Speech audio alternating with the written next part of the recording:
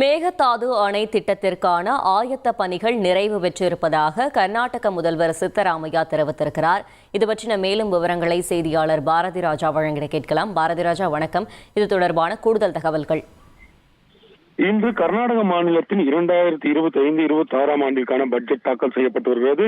முதல்வர் சித்தராமையா 16வது முறையாக பட்ஜெட்டை தாக்கல் செய்து, நிதியமைச்சராக பட்ஜெட்டை தாக்கல் செய்து சாதனை படுத்திருக்கிறார். இதில் முக்கியமான ஒரு விஷயம் தமிழ்நாட்டிற்கு சம்பந்தப்பட்டதாக இருக்கிறது. மேகதாது அணை திட்டத்திற்கான ஆயத்த பணிகள் அனைத்தும் தயாராக இருப்பதாகவும், மத்திய அரசின் அனுமதி கிடைத்தால், அதாவது உரிய அனுமதி கிடைத்தால் உடனே பணியை தொடங்க முடியும், அணை திட்டம் செயல்பாட்டிற்கு கொண்டு வர முடியும் என்பதை பட்ஜெட் குறிப்பில் தெரிவித்திருக்கிறார். ஒவ்வொரு முறை சித்தராமையா முதல்வராக பட்ஜெட்டை தாக்கல் செய்யும் போது மேகதாது குறித்த அல்லது காவிரி குறித்த ஒரு முக்கியமான விஷயம் இடம்பெற்றிருக்கும் என்றால் அவரது மாவட்டம் மைசூரு.